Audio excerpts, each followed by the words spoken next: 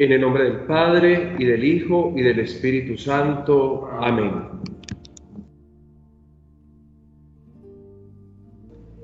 En el principio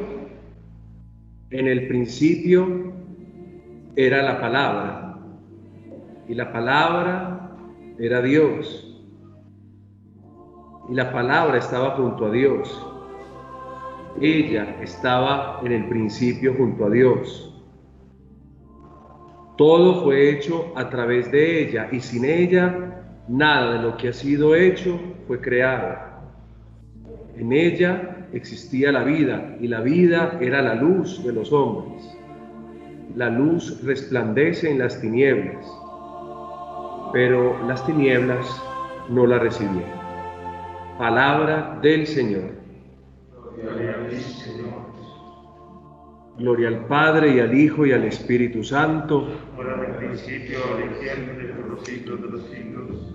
Trono de la sabiduría. Ruega por nosotros. En el nombre del Padre, del Hijo y del Espíritu Santo. Amén. Bueno, buenos días para todos. Vamos a continuar donde íbamos. La lección pasada, recuerden ustedes que estábamos trabajando uno de los aspectos de introducción del libro, el cual es la estructura.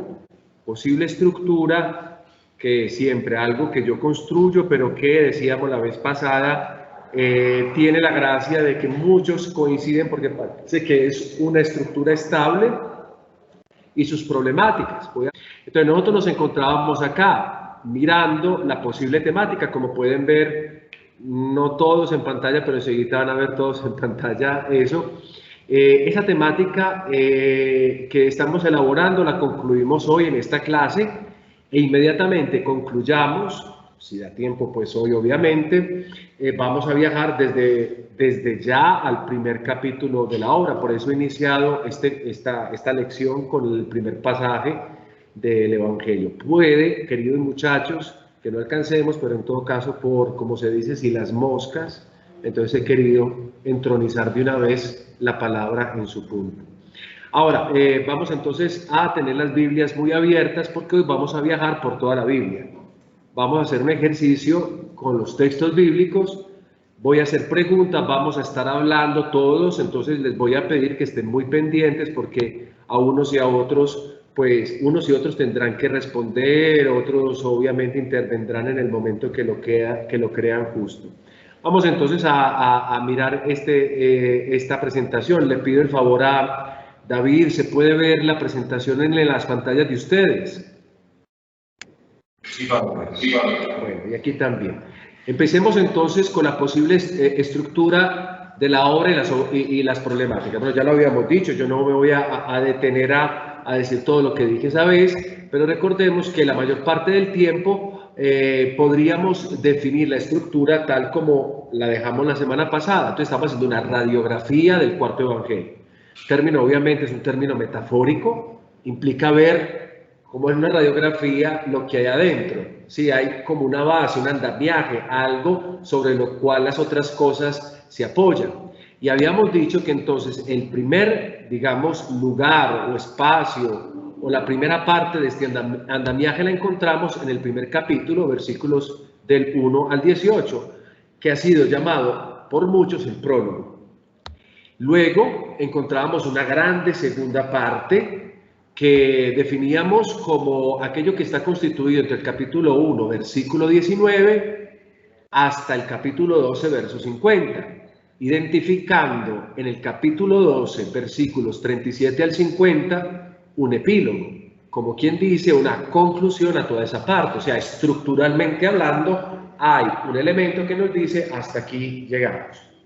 Y finalmente tendríamos, digo finalmente porque presumiblemente aquí está el fin, aunque se haya añadido algo después. La segunda parte iría desde ese capítulo 13, versículo 1, donde notablemente hay un cambio en el modo de narrar o describir las cosas, e iría hasta el que era hace mucho tiempo el final del Evangelio, el capítulo 20-31.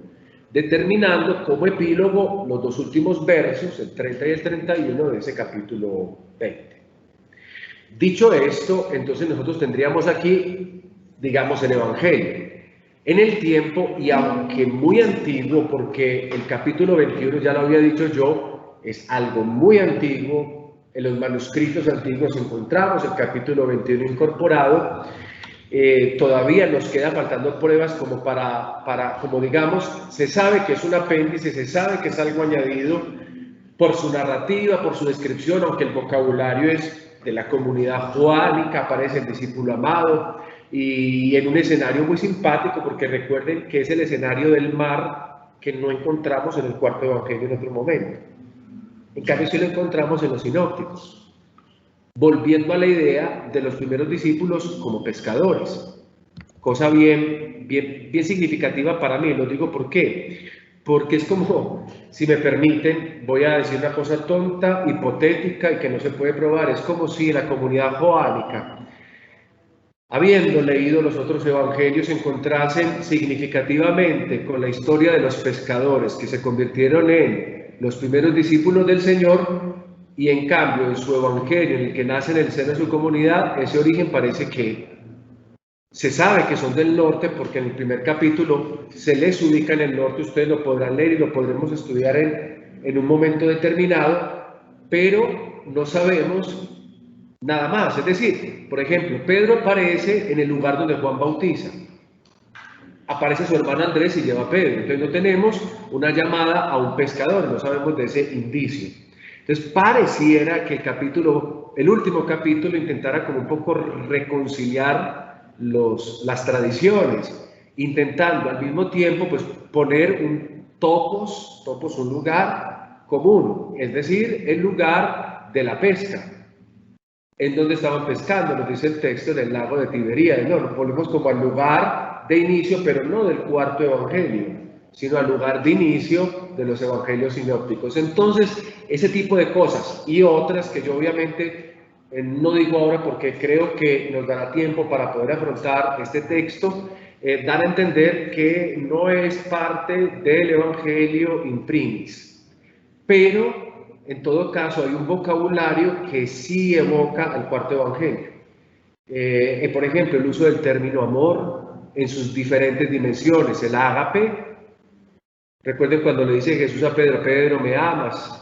Dice ágape, y el término filía o fileo, que es el verbo griego con el que Pedro le responde, Señor, tú sabes, no dice que te amo con amor de ágape, sino que te amo con amor de filía, o sea, ese tipo de cambio. Hola. Esa respuesta que tenemos en la Biblia, que Pedro dice, tú sabes que te quiero, porque, pues, no sé, porque no responde, o sea, te amo, o sea. Sí, es porque en griego es así, en griego se dice, Pedro me ama, se utiliza el verbo agapao, del verbo ágape, pues, del sustantivo ágape, el sentido del amor como ágape. Y a Pedro no le alcanza.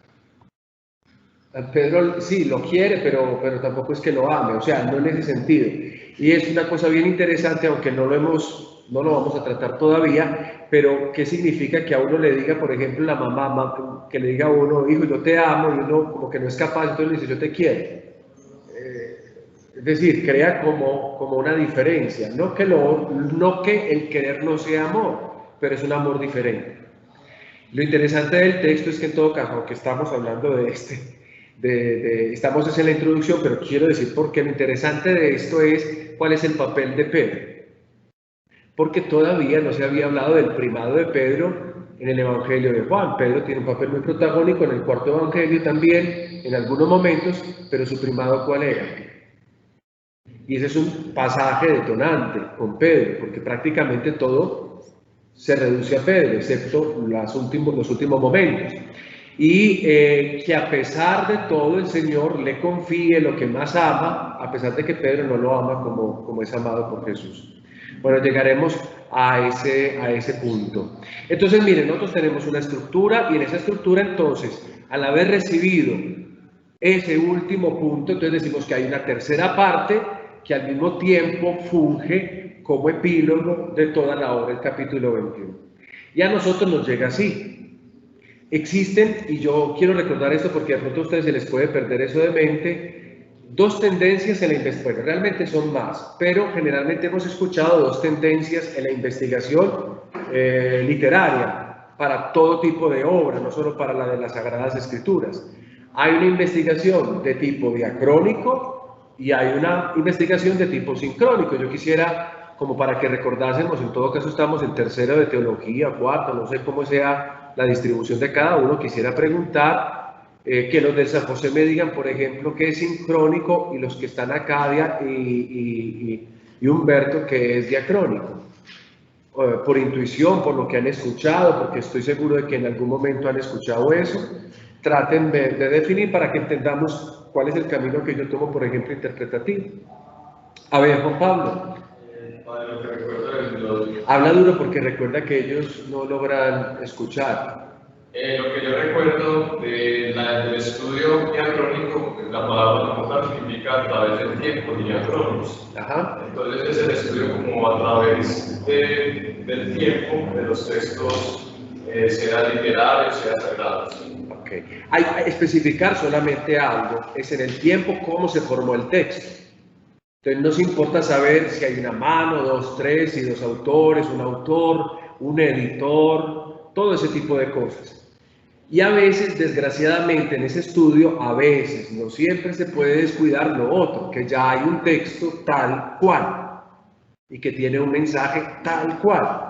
Entonces, por mucho tiempo, no en estos tiempos, eso ya es muy raro escucharlo, pero por mucho tiempo, sobre todo en la década de los 50, 60, se escuchaba mucho decir, el texto tiene tantas tradiciones, tantas manos han metido ahí, esto no pertenece al texto, y lo que hacen es el ejercicio de reorganizar como con otra lógica el material, o decir, la historia a través de la cual surgió este texto es esta, y pasó por diferentes etapas. Eso es lo que hace el estudio diacrónico, que es muy importante, pero que no logra cumplir toda la expectativa que ofrece una obra literaria. Porque la obra literaria, si yo la escribo, no es para que me descubras a mí que la escribí. Si yo, autor, escribo la obra, porque yo quiero que ustedes vean la obra. Claro, por reflejo me tienen que ver a mí, pero es la obra lo que interesa. Además, porque hay una buena teoría sobre la crítica literaria que dice que muchas veces el autor se finge. Entonces yo veo un autor, por ejemplo, con un amor por los niños, que hace obras de niños, pero que al otro día hace obras para mayores de 18 años. O sea, el autor también asume características en la obra que no se logran percibir en toda su complejidad. Y por eso más obras tenemos de un autor, más podemos comprender al autor. En este caso, nosotros tenemos 4 obras que al menos, no podemos decir son del mismo autor, pero sí del mismo contexto, del mismo círculo de formación. El movimiento sincrónico, aunque muchas veces y por mucho tiempo, para que completemos la idea, se puede entender como la otra mitad de todo el ejercicio exegético, es decir, mientras que el estudio diacrónico intenta desentrañar cómo se formó el texto, en el estudio sincrónico yo parto ya de un texto constituido, el que es, ese, punto. No me preocupo por otra cosa. Obviamente yo puedo permitir que me ilumine de alguna manera los elementos diacrónicos, porque eso se puede permitir, obviamente nunca empobrece, enriquece más.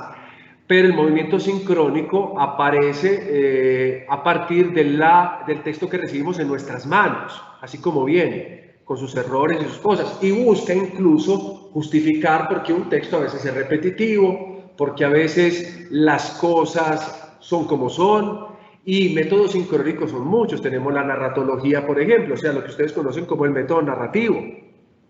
Ese es uno de los tantos métodos sincrónicos que parten de un texto tal cual el texto, pues, aparece. A ver, ¿por qué estoy diciendo eso? Hay más líneas de pensamiento. Existe los métodos acrónicos y los métodos anacrónicos. Mire, todo tiene que ver con la palabra sincronía, diacronía, acronía, anacronía. Generalmente son los 4 términos que, digámoslo así, logran envolver todos los diferentes métodos que han existido. Hay métodos contextuales, narrativos, retóricos, pragmático-lingüistas. Bueno, en el mundo de la Biblia se han dado diversos. Sería bueno que ustedes que han estudiado Biblia estudien un documento que sacó la Comisión Bíblica, que se llama, yo creo que ya lo habían estudiado, ustedes estudiaron todos con el padre Pablo, porque lo pone a leer en algún momento. Sí, los métodos de la interpretación bíblica en la iglesia, donde aparece una descripción de la mayoría de ellos. Sería bueno que ustedes pudieran acercarse y en todo caso tener eso claro. A ver, ¿cuál es la línea mía? Yo soy un poquito más ecléctico, es decir, tomo de aquí, tomo de allá, porque me parece que ver por un solo lado una casa que tiene varias ventanas, pues no. Si es una casa hermosa y tiene ventanales, pues no me voy a quedar mirando en un solo ventanal, yo lo voy a recorrer, quiero saber qué es lo que hay adentro. Entonces yo voy a tomar siempre un poco de aquí, un poco de allá, bueno, un poco de todos los lados. El problema con estos métodos es el siguiente, que por ejemplo un método me diría el evangelio está desorganizado, el evangelio no tiene orden, mientras que otro método me puede decir lo contrario, aquí hay un orden. Entonces, ese es el problema, conciliar a veces los resultados de las metodologías. Por eso yo opto porque nosotros hagamos un ejercicio más bien ecléctico, que mezcle las cosas. Y lo que pretendo es que ustedes aprendan también esas metodologías, porque el día de mañana ustedes van a seguir leyendo la palabra y tendrán que aprender a saber si es recara hecha, de acuerdo a lo que esa palabra les permite. Ahora, digamos esto para concluir esta parte de la estructura, de la radiografía, de una estructura que como ya sabemos es lógica y que en sus Biblias ustedes lograron discernir, porque al fin y al cabo ahí está. En líneas generales, esa descripción anterior que he hecho la podemos observar con el siguiente, digamos, con el siguiente resultado diagnóstico. Es una obra con una estructura sencilla, tiene prólogo, tiene cuerpo y tiene conclusión. O sea, hay una estructura sencilla en la obra, luego hay un pensamiento lógico que se desarrolla. Y esa estructura sencilla apela a la unidad. Obviamente hay algunas cosas como que no cuadran, pero en términos generales eso apela a la unidad. Queridos muchachos, si se apela a la unidad y unidad de contenido, pues debemos entonces estar tranquilos cuando leemos el cuarto evangelio. Generalmente el decir de quienes superficialmente leen la obra es que esta obra es muy rara, muy repetitiva, con cosas muy ilógicas, y entonces ahí mismo lanzan el juicio. Esta obra no está bien hecha. Pero como vamos a entrar a profundizar, nos vamos a dar cuenta de que todo lo contrario es una obra bien hecha. Bien. Y una obra que además es rica porque no contiene un estilo único, como decíamos ya precedentemente. Contiene, por ejemplo, un prólogo que es a su vez poesía. Contiene luego una serie de capítulos de estilo narrativo, descriptivo. Basta pensar en las bodas de Caná, narración, donde incluso intervienen personajes, la madre de Jesús, los sirvientes y otra serie de cosas, pero también un estilo discursivo. Basta pensar en Jesús, que muchas veces como que hace una especie de monólogo, no habla con nadie, sino que parece hablando consigo mismo. Por ejemplo, cuando estamos en la segunda parte, en lo que nosotros conocemos como el libro de la pasión, muerte y resurrección, o el libro de la gloria, o que yo llamaré el libro del gran testimonio, por varios capítulos, 15, 16 y 17, Jesús parece hablando solo y después hablando al Padre. Y un poco le habla a los discípulos. Entonces, un estilo discursivo que obviamente no se puede solamente ver como discurso. Algunos hablan de estilo homilético. Bueno, pero en términos generales, nosotros lo que encontramos es un compendio de estilos en una única obra, cuya estructura sirve para hilvanar toda esa riqueza, todas esas diversidades. Y eso me parece a mí que es maravilloso. Ustedes no sé si han leído el libro de Job. En San José, Humberto, ustedes han podido leer el libro de Job en su integridad, no solo partecitas, sino de principio a fin. No sé si lo hayan podido leer, y si no lo han leído, ojalá lo lean, porque el día de mañana, el domingo por ejemplo, la primera lectura es de Job, y con qué cara uno le predica a la gente de Job sin haber medio enterado de qué era ese libro. ¿Alguno me puede decir, por ejemplo, del libro de Job, qué hay de particular en ese libro? En términos estructurales, no en términos específicos. Alguno se acordará, al menos de la clase, porque creo que el padre Pablo se explica muy bien eso. No era un hombre tan paciente, No, pero perdóname Juan Pablo que te interrumpa, más allá del personaje, la estructura del libro. Que tiene quejas, El libro tiene lamentos, por ejemplo. también tiene alabanzas. Tiene alabanza también, Juan Pablo. Pues digamos una estructura muy repetitiva porque bueno, lo que recuerdo es que como que Job habla con sus amigos que hacen como las veces de tentadores. Ajá. Y después él como que se lamenta y después creo que viene la respuesta de él. Entonces como se mueve más o menos eso lo que Ok. recuerdo, con esa estructura repetitiva. Muy bien. ¿Qué recuerdan los muchachos del San José sobre el libro de Job? No me digan que no se acuerdan porque... El libro también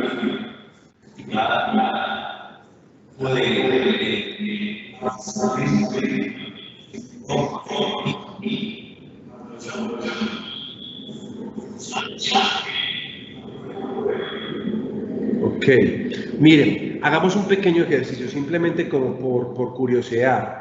Abran en sus Biblias el libro de Job. Quiero llegar a este punto, obviamente no es parte de nuestro curso, pero ¿se acuerdan del primer criterio para estudiar el cuarto evangelio?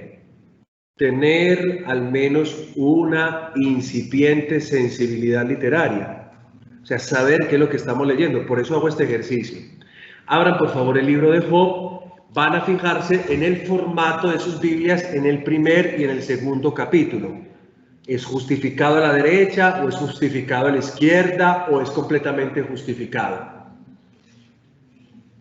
El primer y segundo capítulo. Esto es completamente justificado. Completamente justificado. O sea, si se dan cuenta en sus Biblias, no puedo decir por todas porque no las conozco todas, el narrador está actuando, nos está contando una historia en tercera persona y a veces pone a hablar a los personajes.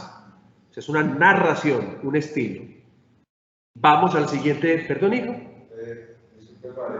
Creo recordar que la obra de Job es en su mayoría poesía. Exacto. Pero tiene al inicio y al final como Exacto. narración. Si vamos a los últimos capítulos, por favor busquemos los capítulos finales. Quien no sepa cuántos capítulos, tienen más de 40 capítulos, capítulo 42, van a buscar 42, quiero que vean el 42, el capítulo, cómo está escrito, cómo es el formato dentro de la Biblia. Está justificado, o sea, es narrativo. En cambio, todo lo que está al interior de los primeros dos capítulos y el 42, ¿cuál es el tipo de formato que tiene? Centrado o justificado a la izquierda en algunas Biblias. Eso significa que el narrador, el editor nos dice, eso es poesía. Entonces miren, es un libro con ambas cosas. Y la poesía no siempre es de lamentación, hay otra poesía también, puede ser la poesía descriptiva, de alabanza y demás. O la del diálogo, porque ustedes ven a él conversando con los amigos. Pero si nosotros quitamos la poesía, la voy a quitar y nada más leemos lo narrativo, encontramos que lo narrativo ya está completo. Porque hay una entrada, una introducción, se nos dice quién era Job, después se nos dice la situación de Job, las dos pérdidas, la primera pérdida y la segunda grande pérdida, y por allá al final la solución. O sea, narrativamente era como un manual pequeñito. Y le introdujeron la parte interna, que fue, la parte narrativa tiene mucho que decir, pero al introducir esta otra parte enriquecieron la obra, de tal manera que no solo nos dijeron un hombre que perdió, sino que podemos leer, porque eso es lo que nos permite la poesía, todo el mundo interior de este personaje, que es maravilloso. Porque mientras la narración es descriptiva y describe las formas, los personajes, a veces un poco la personalidad, en cambio la poesía es el mismo Job que habla y hasta Dios habla.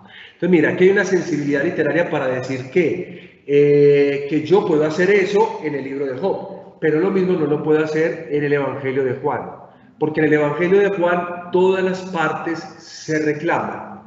Puedo leer el prólogo solo, estudiar el prólogo solo y está bien, pero el prólogo siempre me está reenviando al Evangelio.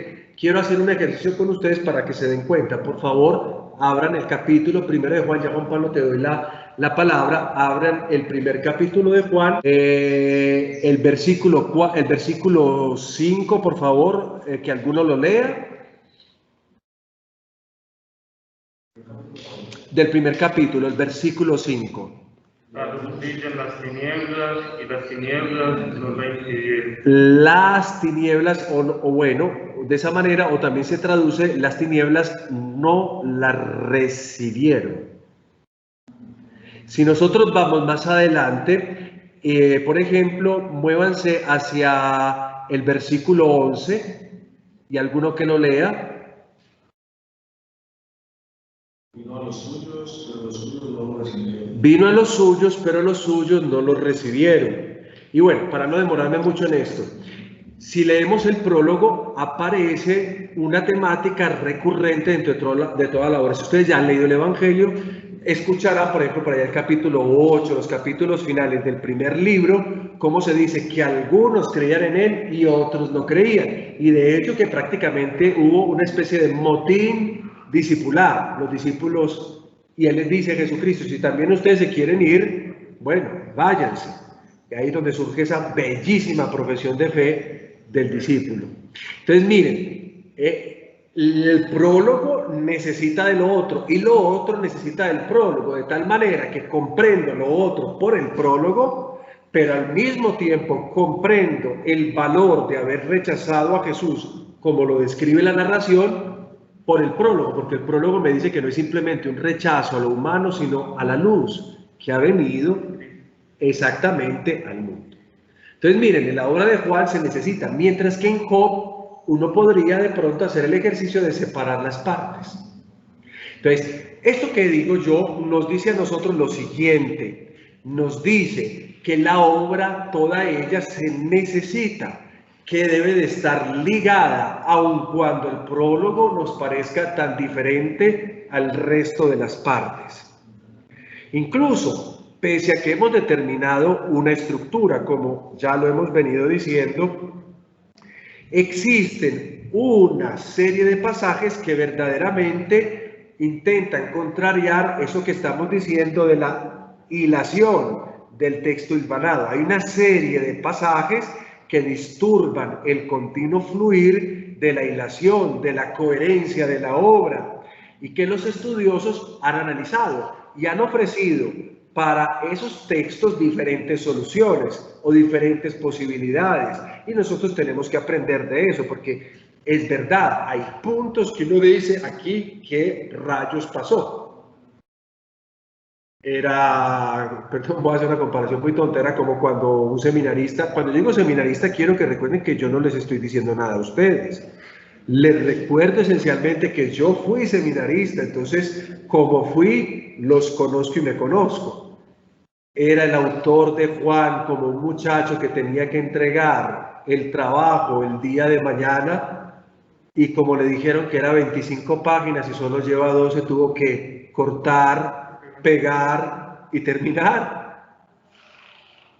Ese ejemplo tan banal y tan tonto, quién sabe por qué hay pedazos de texto que no funcionan. Yo quiero llevarlos a conocer algunos de ellos, no todos, porque tampoco la idea de una introducción es que lleguemos prácticamente a responderlo todo, sino que tengamos el ejercicio de ir respondiendo o de al menos introducirlos en algunas situaciones. Entonces, los estudiosos han ofrecido diversas soluciones y por el momento, digo yo, bastará con señalar esos momentos, esos pasajes problemáticos que un poco ponen o amenazan digámoslo así, la idea de coherencia o de hilvanación de toda la obra. Duvernay, ¿tú vas a hablar? Te escuché como que... No vas a hablar. Ah, no, perdón. Fue una equivocación mía. Pensé que ya estoy escuchando voces. Hola. Cuando uno escucha eso, estamos diciendo que toda la obra se necesita. Yo hago como la separación, menos la última parte, que es lo añadido. Exactamente, uno diría el epílogo, sobre todo, si lo añadieron al final y fue añadido, y todo el mundo dice que es añadido, dice, ¿eso cómo se necesita? Y entonces, por ejemplo, yo me hago la pregunta, el que añadió eso, si tenía en cuenta todo lo que usted nos está diciendo y si le fue fácil añadirlo, porque si uno conoce toda la estructura y sabe como todo el esquema del libro, o sea, uno como le añade una cosa que... Sí, pues sí me entiendo, ya sí. como que en ese momento estaba loco el señor, o yo no sé qué. No, uno intentaría respetar una obra, porque ¿cómo? Yo les cuento una anécdota. Cuando se trabajó en el texto hebreo son puras consonantes. Quienes trabajaron para que no se nos perdiera la pronunciación del texto hebreo, lo único que hicieron fue añadir punticos encima o abajo del texto hebreo, de manera de no tocar el texto, porque era algo sagrado. Entonces así nos fue llegando a nosotros un texto hebreo lleno de puntos para que nosotros lo pronunciemos de una manera determinada. Bueno, en el texto, diríamos, en el texto de Juan pasó lo mismo. En todo caso, yo no sé hasta qué punto cuando escribieron los evangelios haya existido una noción de que eso era sagrado. Eso fue sagrado sobre todo en el mismo momento en que se empezó a usar y sobre todo en el ámbito también de la asamblea litúrgica, de la comunidad creyente, que se reunía para recordar a Jesucristo. Pero independientemente de eso, es claro, sí, que el apéndice tiene mucho que ver con el resto de la obra, sobre todo por las temáticas y el contenido, digámoslo así mejor, el tipo de manejo de conceptos. Porque es que ágape no es lo mismo en el resto del Nuevo Testamento que en Juan. Veremos que el Evangelio de Juan prácticamente creó un diccionario suyo propio, que es el que nosotros seguimos usando. Entonces esa es la grande, y ese concepto se percibe precisamente en el capítulo 21. Entonces eso da un material de cohesión que le da a la obra algo más. Entonces yo aquí un poco para responder a lo tuyo. Cuando un autor escribe, sea el que sea, si escribe una novela o si escribe una poesía, ¿qué pretende? Simplemente escribirla. Si lo que quiere es comunicar algo, quiere que la comunicación llegue a alguien y que ese alguien responda a esa eventual comunicación. ¿La obra terminó en la última página o dónde terminó? No sé si se acuerdan cuando veíamos los salmos, el Salmo 150. ¿Qué decimos? Es una alabanza, pero la verdad eso no alaba a ninguno, porque es una invitación a la alabanza. Al final termina diciendo el Salmo, todo ser que alienta, alabe al Señor. Pero ¿dónde está la alabanza? Es como si el Salmo se hubiera quedado abierto, para que el libro quede concluido cuando un ser que alienta, alaba al Señor. Entonces, en ese sentido, la obra queda completa es cuando alguien alaba al Señor, y no en el Salmo 150. No sé si puede servir eso como para comprender por qué el capítulo 21 puede comprenderse como una parte necesaria dentro de la obra, aunque en el principio no estuviese. Porque puede ser la manera en que la comunidad joánica respondió a todo el resto. Esa es su respuesta, ahí está. Y la vemos a la comunidad joánica, ¿recuerdan el texto? Están los discípulos pescando. Pedro incluso en ese simbolismo fantástico de la desnudez, ven al Señor como un fantasma, como en los evangelios sinópticos, que además les prepara el comer, que eso no son cosas muy normales de Juan, pero los diálogos que vienen a continuación y el final sobre todo, donde reaparece el discípulo amado, eso intenta cohesionar con el resto de la obra.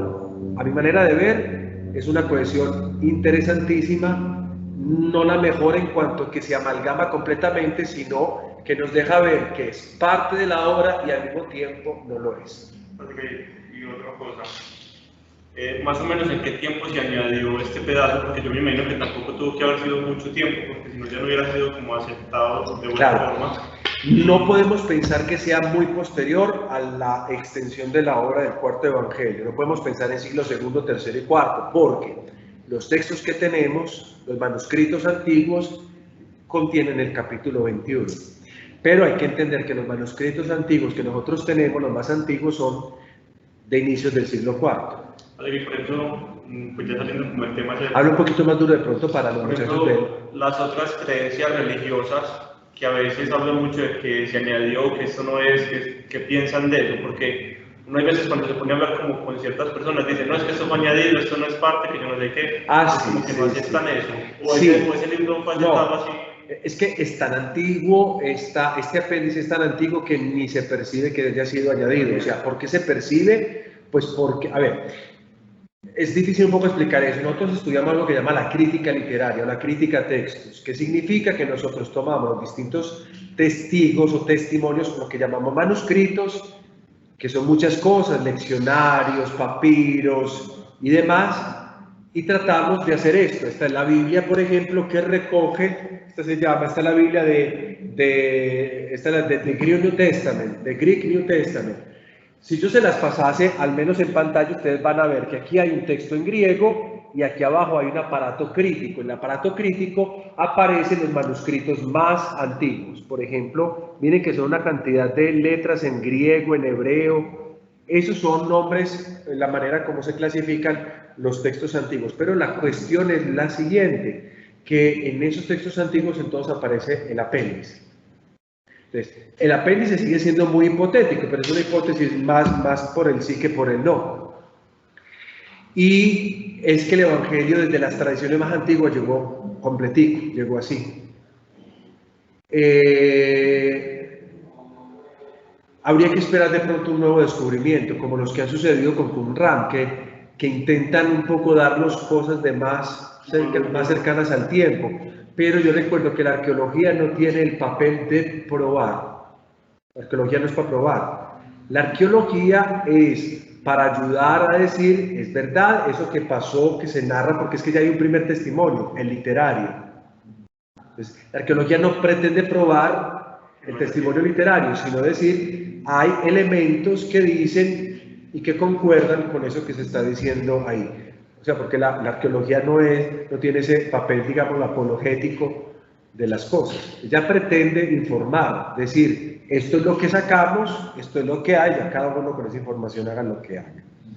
Bien, Duvernay, una duda, pregunta, dime. De pronto ayer la tenía, pero se me vino ahí. Ayer, cuando me veía estas cosas, caí en cuenta de algo y no sé si eso tiene alguna particularidad o algún significado. Y es que todas las, no sé si ya lo preguntaron también, pero todas las curaciones que aparecen en los primeros capítulos, las curaciones que hace Jesús, siempre están ligadas como a relevar el día sábado. Ajá. Como a darle una importancia, porque todas siempre ocurren precisamente el día sábado, y precisamente siempre hay una crítica frente a Jesús por ese día sábado. No sé si hay alguna cosa que sí, obviamente en los textos bíblicos tenemos intencionalidades de los autores y aquí hay una muy clara. Bueno, hay que hacer una cierta precisión a lo que tú dices, pero la hacemos, por ejemplo, recuerden que la próxima semana es el quiz de la lectura de esto que estamos haciendo. Entonces, recuerden que es ese quiz importante donde, por ejemplo, este tipo de puntos los vamos a tomar con más conciencia, porque claro, yo voy a hacer preguntas no simplemente para saber si leyeron o no leyeron. Yo voy a hacer preguntas que me lleven a que ustedes puedan tomar conciencia de cosas que pasan en el libro. Por ejemplo, una que dice Duvernay es que hay una relación, yo no voy a decir con las curaciones, sino que va a decir lo siguiente: hay una relación especial del cuarto evangelio por el día litúrgico, el sábado. Y no solo por el sábado, sino por, como decían otros, las fiestas. Hay una relación especial con eso. Tanto es que algunos escritores han hecho una estructura del libro a partir de la realidad litúrgica que narra el cuarto evangelio. Entonces sí, hay intenciones que obviamente es muy difícil desenmarañarlas en este momentico, pero que en su momento las vamos a afrontar. Entonces en su momento yo creo que puedo responder con más claridad. Ahora yo quiero invitarlos a que, ojo con esas Biblias bien abiertas, porque vamos a recorrer, este es el segundo punto de este capítulo que estamos estudiando nosotros, y que lo voy a llamar otra vez radiografía del cuarto evangelio. Miren que no he hecho del cuarto evangelio, sino que he dicho del cuarto evangelio, porque ya para mí se me vuelve un título, entonces el título viene respetado desde el inicio al final, entonces por eso no hago la contracción. Obviamente es título mío, no es título de nadie más. Ustedes se fijan en libros y en artículos, colocan del contracto, radiografía del cuarto evangelio. yo he querido volverlo como un título de el cuarto evangelio, porque es otra manera a través de la cual se conoce el evangelio de Juan. Problemática de hilación. Yo quiero que naveguemos por eso y que ustedes se den cuenta de que he dicho una cosa, que la obra tiene hilación, las partes se reclaman, pero que hay momentos en que esto, digamos, se puede dudar. A ver, la hilación de la obra, como he dicho, presenta algunas dificultades debidas quizá a un ejercicio editorial, no propiamente del primer autor, sino de quienes después pues metieron un poco mano en la edición. Si yo estoy diciendo eso, ¿qué metodología estoy utilizando? Tranquilo ahí. Que la hilación de la obra presenta algunas dificultades debidas quizás a la presencia o al ejercicio editorial, es decir, a alguien diferente al primer autor. Si yo estoy haciendo este tipo de interpretación, ¿eso qué será? ¿Eso de dónde vendrá? ¿Del método diacrónico, del método sincrónico? Porque estoy haciendo una afirmación que responde a la formación del texto. Lo contrario, diacrónico. A través del tiempo, ¿cómo se ha formado el texto hasta hoy? Esto es una bobada, lo que estoy diciendo es una completa bobada porque eso no es el método, pero es una afirmación que uno encontraría recurrentemente en ese tipo de literatura. Pero lo estoy haciendo es para que ustedes tomen conciencia de las metodologías. Porque, a ver, si alguien, como los laicos a los que yo les doy clase en la universidad, que ya saben esto, les preguntase a ustedes por esto, teólogos, ¿ustedes qué dirían? Entonces es bueno que ustedes también aclaren. Ustedes no pueden pretender, como uno pretendía, que toda la gente es boba y que toda la gente no tiene recursos y que a la gente hay que darle las cosas sencillas. No, sí, está bien, sí, yo entiendo eso, porque hay gente sencilla, pero a la gente sencilla también hay que darle alimento del cual puede haber, que es que la Biblia no es simplemente un novenario que se hace simplemente leyéndole. Cada uno diga que cada uno que piensa, la peor pregunta de todas en un grupo es cada uno que piensa, porque cada uno que piensa es yo cojo el texto y digo lo que a mí me da la gana, porque es cada uno que piensa. Entonces miren que por eso estudiamos este tipo de cosas, para que el propio pensamiento no sea peligroso. ¿Y por qué digo? Porque en la Biblia nacieron de la Biblia, de una lectura personal, sin tener en cuenta todo este ejercicio académico de estudio, nacieron los fundamentalismos. Por ejemplo, nosotros somos fundamentalistas acomodados, ¿no? Yo les pongo un ejemplo del Evangelio. Cuando el Evangelio nos dice a nosotros perdonar 70 veces 7 y en la vida real ni las 7 veces al menos perdonamos, nuestro fundamentalismo es acomodado. Si la Biblia, sin embargo, nos dice que el Señor nos perdona todo, nosotros decimos, es que es así, el Señor lo perdona todo. Pero cuando la Biblia llega y nos dice, si tu ojo te hace pecar, sácatelo, y uno no ve nunca a nadie un tuerto. O si tu mano te hace pecar, córtatela, y en el seminario no hay ninguno manco, yo creo que aquí todos pecamos, y allá en San José también, y en el Redentoris Mater, quiere decir que cómo estamos leyendo la obra. O sea, ¿cuál es el código que nos permite leer la obra? Pues a la Biblia hay que darle su propio código, su entorno, comprenderla para poder hablar de ella. Hay gente que en los fundamentalismos se toma todo al pie de la letra. Quien lee la obra de Job, volviendo a tomar ese ejemplo, a mitades termina diciendo que de Dios proviene el mal. ¿Ustedes se acuerdan eso que leemos, creo que son los miércoles en las laudes? Si de Dios aceptamos los bienes, ¿cómo no aceptaremos los males? Nos da la idea a nosotros que Dios es malo, porque uno que hace el mal es un malhechor. Al final de la obra, Job desmiente esa primera hipótesis. Esa primera hipótesis es de la parte narrativa. En cambio, al final de la obra, entendemos que Dios nunca ha creado nada malo, que incluso el animal llamado Leviatán, potente, mortíferamente hablando contra los hombres, Dios juega con él como si se tratara de un juguete de un niño. Entonces, miren, no podemos leer ni siquiera una obra a mitades y a pedacitos. Por eso, cuando ustedes van a hacer la homilía, y este es mi aporte pastoral, ya que nos piden aportes pastorales, mi aporte pastoral es el siguiente: deben de tener en cuenta toda la obra, porque una parte se comprende es en su todo, y esa parte también ilumina el todo.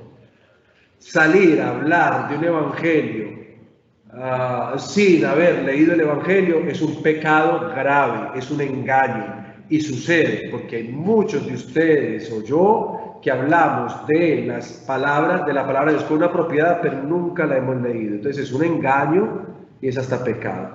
Entonces, el acto humilde que hacemos es vencer la pereza y empezar a leer la palabra que decimos de aquel que nos ama. Bueno, ya hice la reflexión, ya hice todo esto, ahora sí volvamos a este ejercicio. Muchachos, entonces quizás un editor metió mano, o otros han metido mano, o en la historia hay manos, comunidades que han agregado, han quitado. Eso no se puede probar al 100%. En todo caso, hubo un editor que intentó cohesionar todo el material. Bueno, Jesús dijo esto, Jesús hizo esto.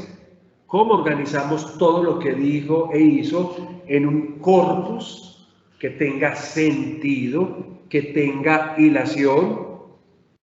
Es posible que un editor se encontró con el capítulo 21 y dijo, bueno, yo tengo que meter el capítulo 21, pero ¿dónde lo meto? O que se encuentre con un bellísimo pasaje como el de, recuerden, la mujer sorprendida del adulterio, y diga, bueno, ¿dónde meto esto? Lo voy a meter al final del capítulo 7 e iniciando el capítulo 8, y lo meta ahí, pensando que es el mejor punto y es donde debería de estar. En todo caso, lo que sí detectamos es que hay una parte, un material que a los exégetas siempre ha preocupado, a tal punto, y ustedes recordarán que lo hice, que lo expliqué cuando vimos la bibliografía. Bultmann cogió el evangelio y lo reorganizó todo, y no solo él, lo hizo mucha gente. Muchos exégetas han hecho eso, de modo que cuando ustedes leen esos libros, en los comentarios, aparece el propio orden de la obra. Yo no sé si ustedes se hayan dado cuenta de eso, porque les vuelvo a decir que a veces uno lee muy superficialmente las cosas. Entonces, quiero decirle que la obra que ha llegado a nuestras manos quizás sea un poco diversa a la primera obra del cuarto evangelio. Pero nosotros tenemos esa obra, no tenemos otra. Nosotros no tenemos la obra primigenia como para decir primera edición del evangelio, edición número 24 del evangelio. No, tenemos este y punto. Pero no dejamos de ser conscientes de que la obra tiene problemáticas. Entonces, a continuación, yo les voy a proponer algunos casos que evidencian las problemáticas de coherencia, de hilación en el cuarto evangelio. La primera problemática, por favor, van a abrir sus Biblias para que las vamos a observar. La vamos a encontrar en estos dos capítulos. Capítulo 1, versículo del 29 al 34. Capítulo 3, versículo del 26 al 30. Vamos todos primero a la del capítulo 1, 29-34. Yo la voy a leer y otro de ustedes, cualquiera, por favor, que me lea el capítulo 3, versículo 26 al 30. Ahí tienen en pantalla, pues, para no repetir las citaciones, el capítulo 1, versículos del 29 al 34, que dice de la siguiente manera. El día después, Juan, viendo a Jesús venir hacia él, dijo, he aquí el Cordero de Dios, aquel que quita el pecado del mundo. Un poquito ya nos ubicamos en el contexto. He aquí aquel del cual yo les dije, después de mí viene un hombre que delante de mí ha pasado, porque primero estaba que yo. Yo no lo conocía, pero he venido a bautizar con agua para que él fuera hecho conocer a Israel. Juan dio testimonio diciendo, he visto el Espíritu descender como una paloma del cielo y posarse sobre él. Yo no lo conocía, pero quien me ha enviado a bautizar con agua me había dicho, aquel hombre sobre el cual verás descender el Espíritu y permanecer sobre él, aquel bautiza en Espíritu Santo. Yo lo he visto y doy testimonianza de que Él es el Hijo de Dios. Hasta aquí, muchachos, no hay ningún problema, todo funciona perfectamente. Ahora, quiero invitar a que alguno de ustedes, por favor, lea el capítulo 3, los versículos del 26 al 30. Fueron pues a Juan y le dijeron: Rabí, el que estaba contigo al otro lado del Jordán, aquel de quien diste testimonio, te estaba bautizando, y todos van donde él. Juan respondió: nadie puede recibir nada si no se le ha dado del cielo. Vosotros mismos sois testigos de que dije: yo no soy el Cristo, sino que he sido enviado delante de él. El que tiene a la novia es el novio, pero el amigo del novio que está presente y le oye, se alegra mucho con la voz del novio. Esta es pues mi alegría, que ha alcanzado su plenitud. Es preciso que el que crezca y que yo disminuya. Bien, han acabado de escuchar dos testimonios de Juan en momentos diferentes. En el primer testimonio, Juan está también con sus discípulos, ¿y qué es lo que dice? Este es el Cordero de Dios, y hace la profesión de fe.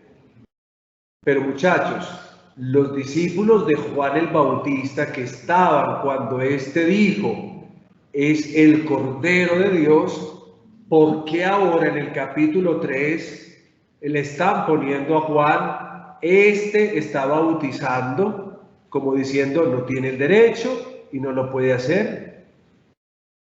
Si ya había sido identificado como el Cordero de Dios, el que debía venir, y tenemos los primeros discípulos en esa misma narración que abandonan a Juan para seguir a Jesús, ¿qué hacen los discípulos que también han escuchado a Juan decir eso? Preguntándose, o al menos dando como la idea de que sí, es uno que está bautizando, pero como que no supieran quién es cuando ya Juan lo presentó. Parece como que la narración no es completamente clara. A ver, ¿cómo así? Sí, pero no. Esto se puede solucionar. Desde el punto de vista de la narración yo lo puedo solucionar, como lo veremos en su momento. Pero en la lectura, si yo soy coherente, llego a ese punto. Los discípulos que ya saben que es el Cordero, ahora le preguntan a Juan ese por qué anda bautizando y por qué Juan tiene que aclarar lo que dice en ese capítulo 3. Obviamente, esa nueva profesión de fe. Bueno, este puede de pronto ser un punto no muy fácil de leer, porque parece como una sutileza, de esas que no son fáciles de reconocer. Pero los invito a una sutileza que ya no es tan sutileza, que sí es un poquito más clara. Vamos al siguiente ejercicio. Van a ver en pantalla una palabra en griego, que dice en griego semeia. Semeia es el término que Juan utiliza en su evangelio para lo que los otros evangelistas conocen como milagros. La palabra semeia en cuanto tal significa signos, no milagros. Los otros evangelios utilizan un vocabulario amplio para hablar de los milagros. Pero cuando entonces, por ejemplo, ahorita que Duvernay hablaba de milagros, el evangelio propiamente no los llama milagros, sino signos. Pero tienen que ver con la curación de un ciego, con la multiplicación de panes, etcétera, etcétera. Es decir, se refiere a lo que en los otros evangelios se le conoce como milagro. O sea, Juan no ha querido utilizar el vocabulario por milagros, sino que quiere referirse a los milagros con esta palabra, semeia, que significa signos. Y por favor, vamos al capítulo 2. La primera vez que nosotros escuchamos la palabra semeia, la primera vez que la encontramos en el capítulo 2, versículo 11. Recuerden que el contexto son las famosas bodas de Caná, en las que ocurre el innecesario cambio del agua en vino. Digo innecesario porque ya llevan varios días de fiesta, los borrachos ya están borrachos, más vino no necesitaban. no era un signo o un milagro necesario, no era un pobre agonizante que necesitaba la vida, sino vino para que continúen en la fiesta tomando. Bueno, llegaremos a pensar por qué un signo tan innecesario. Alguien que lea por favor el capítulo 2, versículo 11.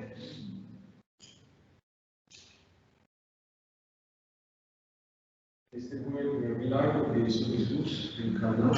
Mire cómo lo dice la Biblia. Este fue el primer milagro que Jesús hizo en Caná, uno de los primeros milagros que Jesús hizo en Caná, donde manifestó su gloria y sus discípulos creyeron en él. O sea, el primer signo es el de las bodas de Caná. Este fue el primer signo. Entonces aquí el texto utiliza ese versículo para decir, este es el inicio de los signos. Es el primero que tenemos en la cuenta, el primero de los signos, que tuvo ocasión por primera vez en Caná de Galilea en el contexto de las bodas o de unas bodas. Si yo me voy al versículo 23 de este mismo capítulo, alguien que lo lea del San José o Humberto para que también la diáspora responda acá, puede leer el versículo 23, por favor. Mientras estuvo por la fiesta de la muchos creyeron al ver los que realizaban. Bravo, gracias. Mientras estaba en Jerusalén por la Pascua durante la fiesta, muchos, viendo los signos que hacía, creyeron en su nombre. Ya nos hemos cambiado de espacio, porque el primer signo, ¿dónde fue? En Galilea. Y ahora, ¿dónde nos encontramos? En la fiesta de la Pascua. O sea, ¿dónde estamos? Estamos en Jerusalén. Y muchos veían los signos o los milagros, si queremos decir así, que hacía y qué pasaba. La gente creía en él. Hasta aquí, ¿qué problema hay? Ninguno. El primer signo fue en Galilea, los demás vienen a ser en Jerusalén. Pregunto yo, ¿dónde queda Jerusalén? ¿Cómo se llama la región donde queda Jerusalén? Judea. La Judea, ahí queda la capital de la Judea, es Jerusalén. Aquí en este versículo se nos informa que Jesús había ejecutado signos en Judea, en Jerusalén. Vámonos al capítulo 4, versículo 54, por favor. Capítulo 4, versículo 54, que alguno lo lea, si es tan amable. Esta es la segunda señal milagrosa que hizo Jesús. Acababa de volver de Judea a Galilea. Bueno, ¿cómo se comprende eso? Jesús hizo su primer signo en Caná, luego hizo en Jerusalén. ¿Y aquí qué se dice? Que es el segundo signo. Se le olvidó contar al autor. Esto se puede también solucionar, pero no lo solucionamos acá. Simplemente acá levantamos el signo de interrogante. Si ya había hecho signos en Jerusalén, este no podía ser el segundo. Hay una manera de solucionar esto, sí, pero miren que es un problema que está ahí, que subyace en el texto y que de alguna manera podríamos resolver al menos incipientemente de la siguiente manera. Es decir, que claro, es el segundo signo en cuanto a la región, porque el capítulo 4 nos va a hablar es de Galilea, entonces se referiría es al segundo signo que hizo en Galilea, sin tener en cuenta los signos que haya hecho en Judea. Y que obviamente entonces no se refiera a la totalidad de los signos hechos por Jesús en las diferentes latitudes, sino simplemente en esa latitud llamada Galilea. Pero vamos al capítulo 7, versículos del 1 al 5, donde algo más aparece y es bien interesante. Capítulo 7, versículos del 1 al 5. Alguien que lo lea, por favor. Después de ese Cristo estaba y no podía hablar porque los judíos estaban de las tierras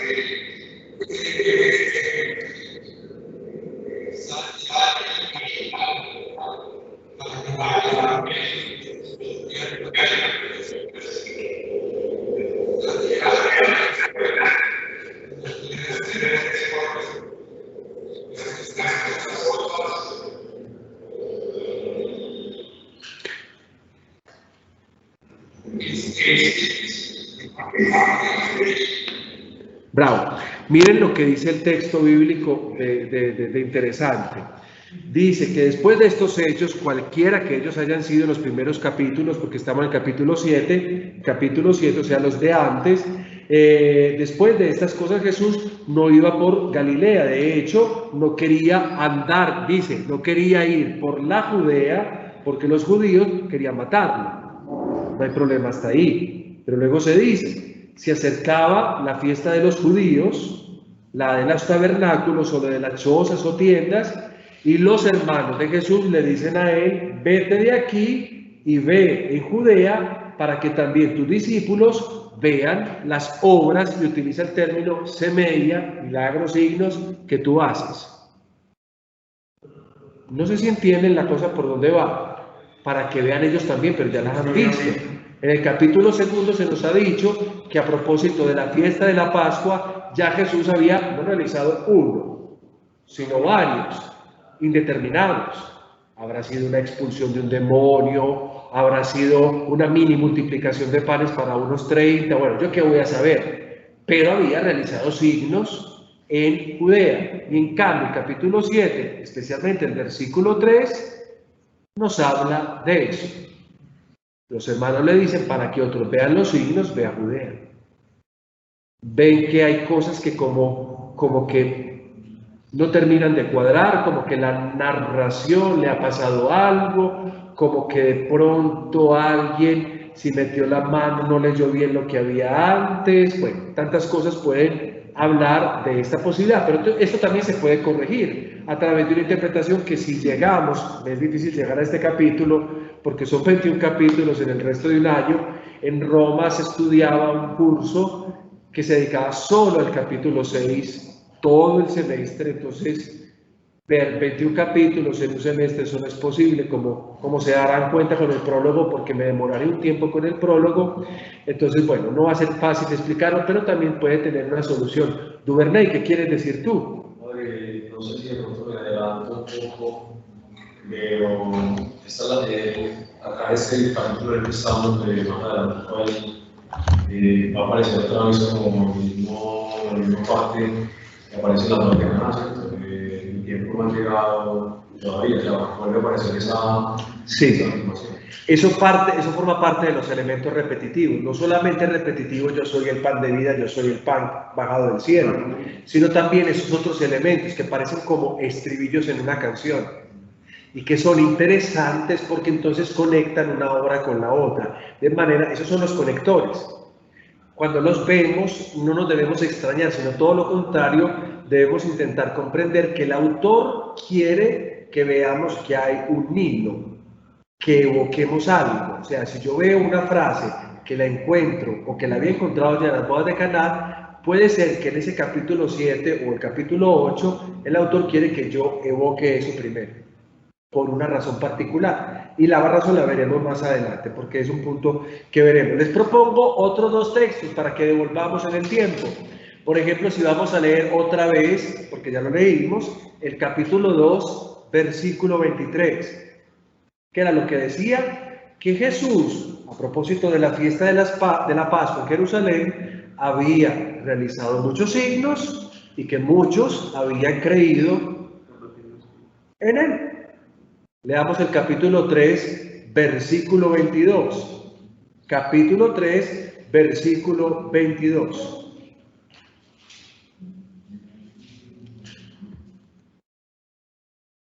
Capítulo 3, versículo 22. Que alguno nos lo lea, por favor, en voz alta, si lo van a leer los de acá, para que los de allá puedan escuchar también. Capítulo 3, versículo 22. Después de esto vino Jesús con sus discípulos a la tierra de Judea y permaneció allí con ellos y bautizado. Bien. Vamos a enfrentar, se dirán, pero ¿y esto para dónde va? ¿Cuál es el problema? Yo no veo ningún problema.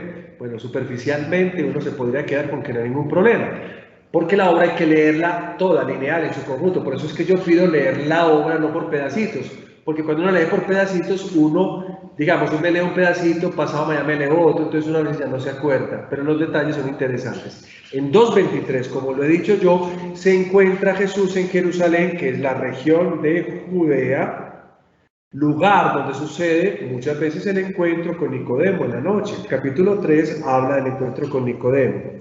No obstante, en el capítulo 3, versículo 22, se dice que se marchó a Judea a bautizar, ¿no? Vale la pena recordar que Jerusalén es la capital de Judea. A ver, no sé si todavía me cogen la idea. Si no me la cogen, la vuelvo y la explico.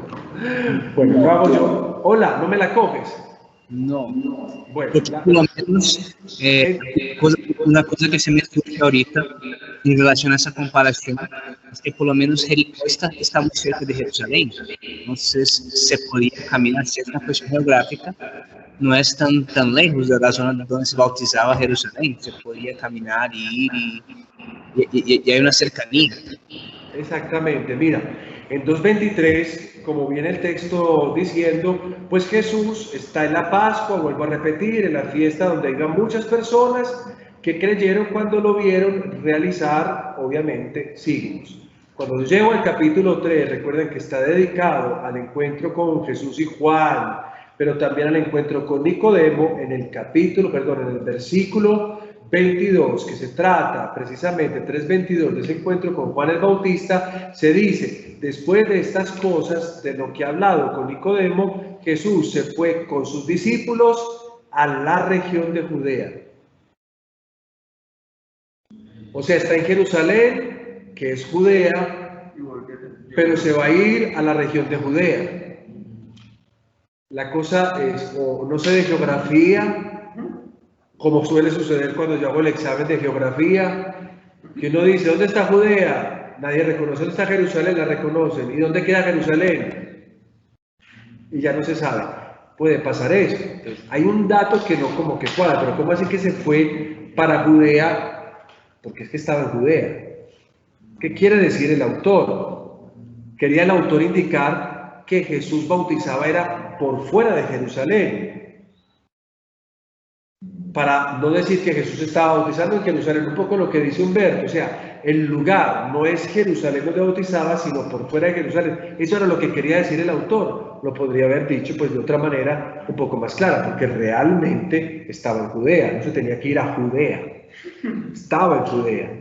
Bueno, esos son pequeñeces, pero son las pequeñeces o las sutilezas que de una manera u otra recuerdan la evidencia de que la obra en algunos puntos como que parece que no va. Les propongo otra, una todavía más significativa para que nos quedemos en el capítulo 3 y leamos los versículos 22 al 23. Yo voy a leer el capítulo 3, 22 al 23 y uno de ustedes prepare el capítulo 4, versículos del 1 al 2, ¿ok? Voy a leer 3, 22 al 23, que ya lo tenemos ahí abierto. Después de estas cosas, Jesús fue con sus discípulos a la región de Judea, y allá se quedó con ellos y bautizaba. 23, dice, también Juan bautizaba en Enón, o Ainón, cerca a Salim, porque había mucha agua, y la gente iba a hacerse bautizar. Basta, tengan eso en la cabeza. Uno, por favor, de ustedes que lea el capítulo 4, versículos del 1 al 2. Cuando Jesús, Que lea la diáspora. Dale, hijo. Del 4:1. Cuando Jesús se enteró de que había llegado a oídos de los fariseos y había más discípulos y bautizaba más que Juan, aunque no era Jesús mismo el que bautizaba, sino sus discípulos. A ver, ¿entendieron? Bueno, ¿bautizaba o no bautizaba? Capítulo 3 nos dice que Jesús se fue con sus discípulos a la región de Judea, capítulo 3, 22, y allá se quedó con ellos y ¿qué hacía? Bautizaba. Después, en el capítulo 4, cuando nos vamos allá, se dice que Jesús, sabiendo o escuchando lo que, bueno, lo que pasaba con los fariseos, Jesús bautizaba más que Juan bautizaba, pero ahora resulta, nota aclaratoria, pero no era Jesús, eran los discípulos. Bueno, ¿bautizaba o no bautizaba? Está bien, en el capítulo 4 podría ser una aclaración, no, yo les recuerdo que realmente el que bautizaba eran sus discípulos y que bautizaba más que Juan. Entonces ya el capítulo 3 nos había dicho que Jesús se quedó en esa región y bautizaba. Al fin de cuentas, muchachos, ¿lo hizo o no lo hizo? ¿Bautizaba o no bautizaba? ¿Cuál es el problema si bautizaba? Juan el Bautista, recuerden el primer capítulo, nos dice que Jesús bautiza con Espíritu Santo. ¿Lo hacía o no lo hacía? Entonces, ¿por qué colocar una nota que decía, pero no era Jesús, eran sus discípulos? ¿Ven un poco la contradicción? No sé si sea claro. Ahí también tendría la referencia al agua. ¿Ah? También tendría la referencia al agua. Como que ellos bautizaban con el agua, pero él estaba. Esa es una pregunta que nos podemos hacer y que podemos intentar responder a partir de eso. ¿Cómo aclarar este asunto? ¿Cómo hacerlo? Esa es la pregunta de los exégetas y por eso los exégetas empiezan a ordenar y a desordenar las cosas para que tengan más sentido. Yo apelo a recibir el texto tal como nos llega y buscar una posible solución. Una posible solución sería esa. Claro, Jesús no bautiza con agua, Jesús bautiza con espíritu. Esa es su función. Y por eso Jesús no era el que bautizaba, sino sus discípulos. Pero aquí estamos elucubrando. Aquí simplemente estamos dejando ideas todavía cabos sueltos para que veamos que la obra no está tan hilvanada como creeríamos. O sea que hay puntos en los que nosotros tenemos que repensar un poco las cosas. Vámonos a otro ejemplo. Yo los llevo a varios ejemplos, no a todos, pero sí quiero que podamos visualizar distintos ejemplos porque me parecen interesantes. Bueno, el siguiente ejemplo lo vamos a tomar de todo una narración. Vamos al capítulo 7, versículo 53, que ahí mismo salta al capítulo 8 hasta el versículo 11. Es el famoso texto conocido como la narración del pasaje de la mujer adúltera. La recuerdan, no hay que leerla. La mujer sorprendida en adulterio, se la llevan a Jesús, Jesús la juzga, Jesús hace un signo en la tierra, Jesús dice, el que esté libre de pecado tiene la primera piedra, de los más ancianos a los más viejos se van, abandonan a la mujer, Jesús le dice, nadie te ha condenado, yo tampoco te he condenado, vete, no peques más. Resumida la narración. Después estudiaremos esa belleza de pasaje. Cuando yo voy a buscar los manuscritos más antiguos, ese pasaje no lo encuentro. Los manuscritos más antiguos que contienen el cuarto evangelio, que contienen el apéndice, el capítulo 21, no contienen el capítulo 7, versículo 53, hasta el capítulo 8, versículo 11. No está. Ese texto fue, o lo encontramos después, en manuscritos más recientes.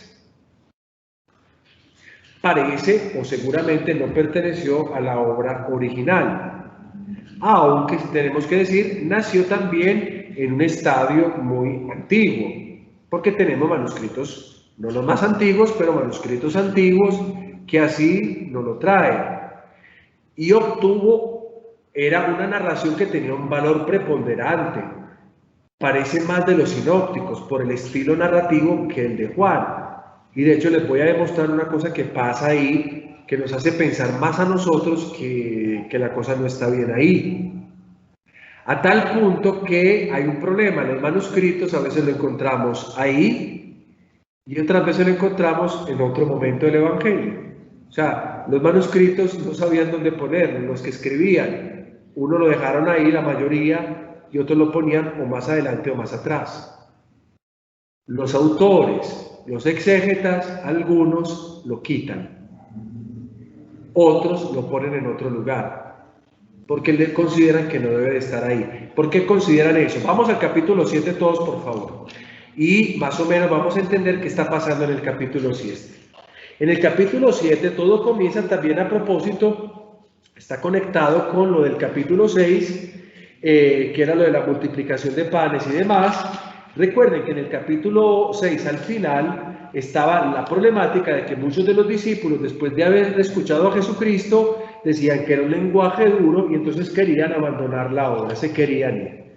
Después de esos hechos, la multiplicación de panes, el discurso de pan de vida, observen el capítulo 7 cómo fluye. Se dice que después de estos hechos Jesús se fue para Galilea y que no quería volver a ir a Judea, lo escuchamos ahorita. Entonces existe toda esa problemática con sus hermanos que le dicen, vaya y muestre sus signos a los judíos. Pues Jesús de secreto se va. ¿Por qué? Porque se acerca a una de las fiestas que era importante y debería ir a esas fiestas. Jesús desciende en secreto a esas fiestas y durante las fiestas empieza a enseñar. Mientras va enseñando, síganme, estoy en el versículo 11, síganme la lógica, habla por ejemplo de Moisés y crea una discusión acalorada sobre Moisés. Seguimos hablando de eso. El centro de esa discusión tiene diversas temáticas. El juicio, por ejemplo, la ley, por ejemplo, el origen del Mesías, por ejemplo, etcétera, etcétera. Vámonos hacia el último día de la fiesta, el capítulo 37. El versículo 37. Nos encontramos todavía en un contexto de discusión de Jesús. Quien tenga sed, venga a mí y beba, y quien cree en mí, etcétera, etcétera, dice el texto bíblico. Entonces, cuando escuchan estas palabras de Jesús en el versículo 40, algunos entre las personas se preguntaban y se decían, pero el Cristo viene quizás de Galilea. No dice quizás la escritura que el Cristo debe venir de Belén, de la ciudad de David. Están en una discusión muy acalorada. Y si vamos llegando al final de la discusión, es decir, al versículo 50 al 52, miren lo que dice. Dijo entonces Nicodemo, uno de ellos que había venido precedentemente a Jesús, nuestra ley judía nuestra ley juzga quizás a un hombre antes de haber escuchado y de saber lo que él hace. Están tratando de coger a Jesús y llevárselo para hacerle lo que le quieren hacer.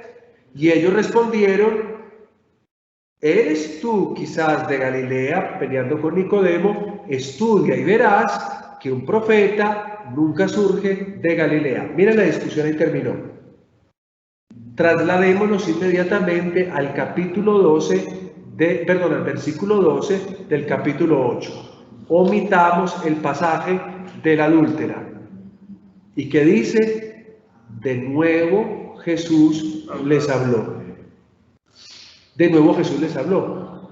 O sea, esa es la continuidad del texto. Jesús está en medio de un discurso. La pregunta era interesantísima. ¿Y Jesús qué les dice? Yo soy la luz del mundo. Quien me sigue no caminará en las tinieblas. Tú das, entonces le responden los fariseos, tú das testimonio de ti mismo, pero tu testimonio no es verdadero. Jesús responde, incluso si yo, y etcétera, etcétera. O sea, estamos en el contexto de la discusión acalorada con los fariseos, que quedó interrumpida por el pasaje de la adúltera. Con la mujer adúltera que todos se van, entonces también aquí le iba a hacer el discurso. Exactamente.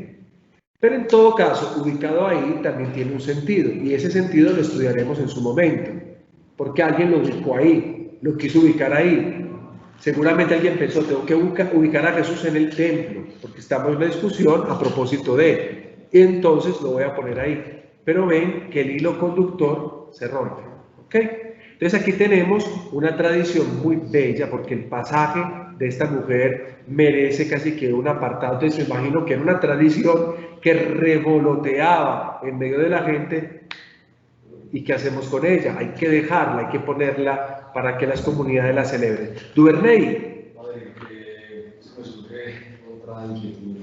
Maravilloso, Hilo.